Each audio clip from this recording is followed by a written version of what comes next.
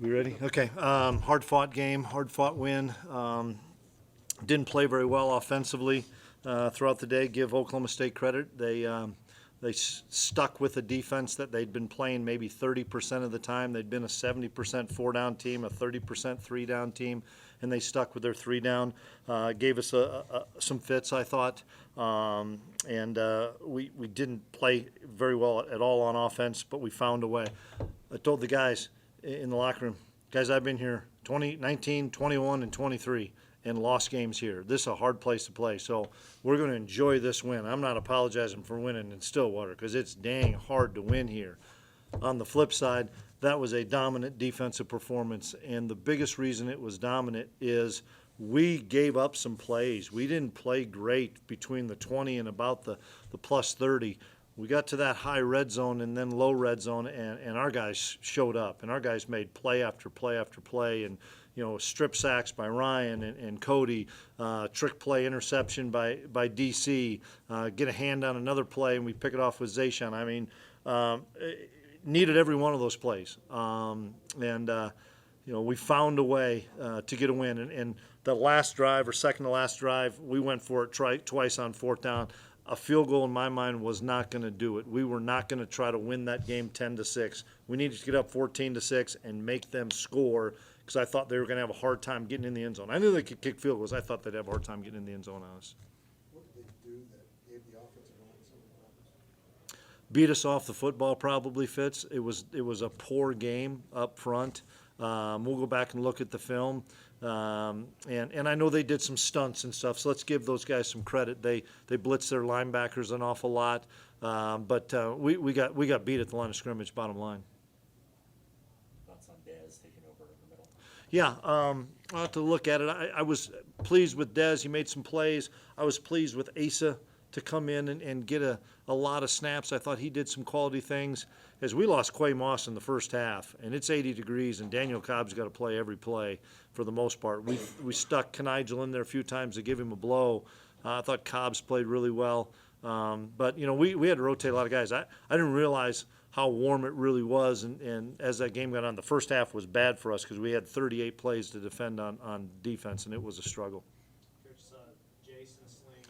Yeah, I don't think it's very good, Kellis. I don't know the exact injury, but they said he's out and most likely done for the year. But I don't know the exact injury, but it didn't look good. Just a slow start offensively there. Any lack of focus coming into this? I worried about it for sure.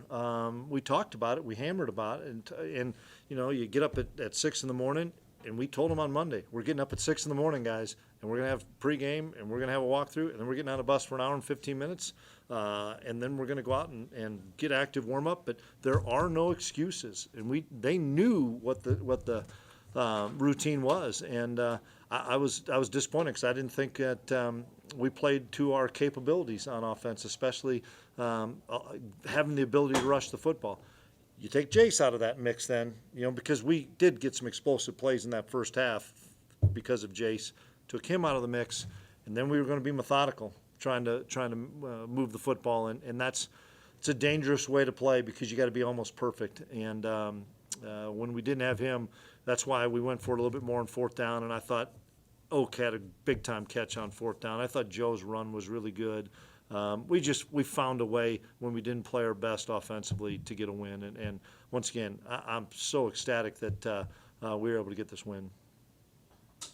The choice to kick the extra point on the second touchdown to go up 9 instead of 8 to put the game out of a one-score reach, was that just? Wait a minute. It would have been 15-6 if you went for 2. Oh, no, I wasn't going to do that because I didn't want to not go for 2 and then have them go down and score and go for 2 and we lose 14-13, and then you guys would have been saying, why didn't you kick the extra point? I know how Fitz operates. It's exactly what he would have said, and I wasn't going to have that. So I thought about you guys, honestly, and I said, let's kick the PAT and let's go up 14-6 and make them score and get the 2-point conversion and hope I didn't have to answer that question, but I did. 3 yards was hard for us to get, Fitz, and I wanted to kick the PAT. That was a big-time point there for us. What do you think you guys did best on defense to force 5 turnovers? How does that happen? Just I just think we didn't panic, Kellis. We didn't play great, I didn't think, defensively. They had some good plays. Thought the running back did some good things, the wideouts did. But, okay, we give up a 12-yard gain, we give up a 15-yard gain, and nobody would panic, and we'd get settled back in. And I really feel like our guys felt like if we make these guys drive it 80 yards in 10 plays, they'll make a mistake, and they did. And so I think the best thing is nobody panicked. And I thought Joe did a really good job of not just saying we got to bring everybody and blitz them all the time, because we were getting home with our front four, and I thought we were playing pretty good zone coverage. Is there any one or two things that you know you'll be stressing with the offense before next week? Well, one, we got to get healthy. We got to figure out who's going to play in the slot, with Sterling. We got to figure some things out, but it ain't going to get any easier up front. I promise you that when we go out to Salt Lake City. So, but you know what? I don't have to worry about that one until at least tomorrow morning. I can go home and relax for a couple hours. But we've got to play better for sure offensively to have an opportunity to be successful next week, and we got to keep building off of what we did defensively. And I hope it's not going to be 80 degrees in Salt Lake, but I'm pretty sure it won't be. Looks like 40.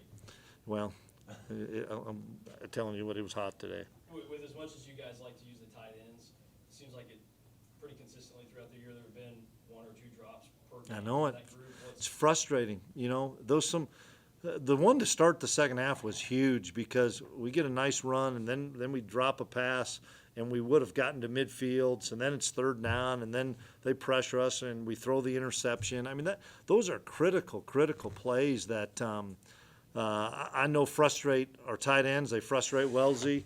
But if you're going to win tight ball games, you got to make those plays. Now, on the flip side, we've found ways to lose this game this year, whether it's Army, whether it's Baylor. Maybe there was a little karma today, and we were able to play not our best football and find a way to get a win. And that's where, you get to mid-November, and Nate Katzer, who's been in the NFL forever, he goes, try playing in 17 of these things every year, where it's down to the last possession all the time, and you're fighting your tail off for a win. So, once again, we're not pleased with the way we played offensively. We're pleased with the win, and we got to go back to work on Monday and get ready to play at Salt Lake.